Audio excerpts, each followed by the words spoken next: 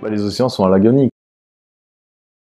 On ne fait que de pêcher, on ne fait d'y polluer au niveau plastique. On rajoute chaque année 8 millions de tonnes de plastique dans les océans.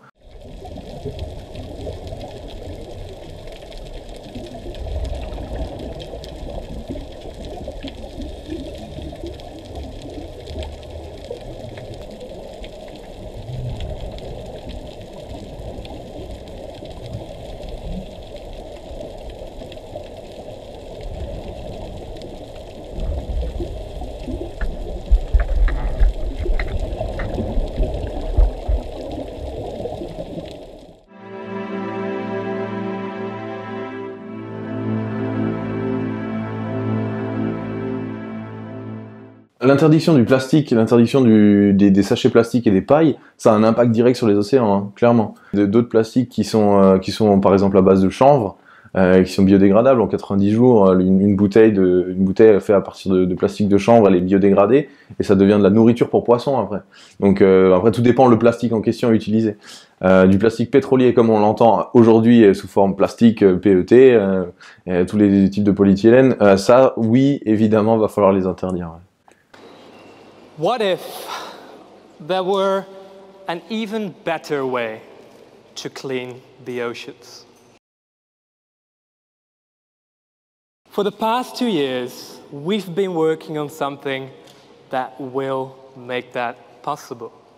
So there are 5 areas in the world where ocean currents concentrate the plastic, and the largest one of these accumulations is the infamous Great Pacific Garbage Patch, which is the one halfway between Hawaii and California.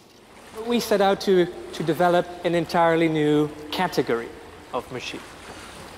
And it was the complexity of anchoring the system to the seabed, which was the biggest hurdle of them all.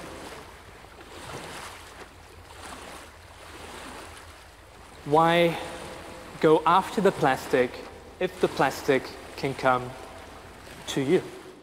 Voilà dans quoi j'ai navigué pendant près de 200 jours pendant mon tour du monde. Il y a de tout, des crayons, des bouteilles, des jouets, des dentifrices. C'est absolument ignoble. Quand j'étais en Asie du Sud-Est, clairement, il fallait que je stoppe le bateau tous les quarts d'heure pour enlever les morceaux de plastique qui étaient pris dans la dérive ou dans les gouvernails.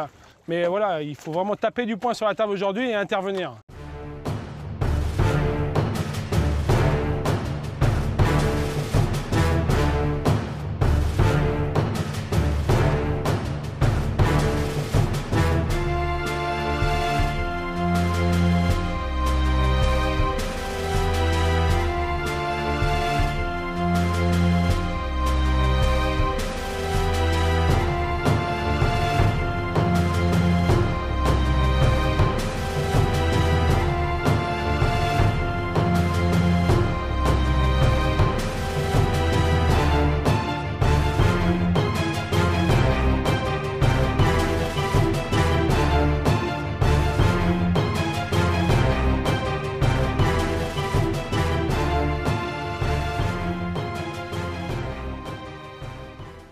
L'idée, c'est d'affréter un 3-mâts de 47 mètres de long et donc d'être propulsé uniquement à la voile et de faire donc de la dépollution plastique des océans, de retirer un peu tout le plastique qu'on trouve, retirer des filets dérivants, puisqu'il y en a pas mal, il y a vraiment beaucoup de filets dérivants, et ça continue de tuer les animaux marins, d'embarquer des scientifiques sur le bateau, et de faire peut-être un peu de transport à la voile. On est en train de voir s'il y a moyen de transporter un petit peu de café des Caraïbes vers chez nous, ou d'Europe, de la bière vers les Caraïbes, enfin, le tout transporté à la voile et sans émission de CO2.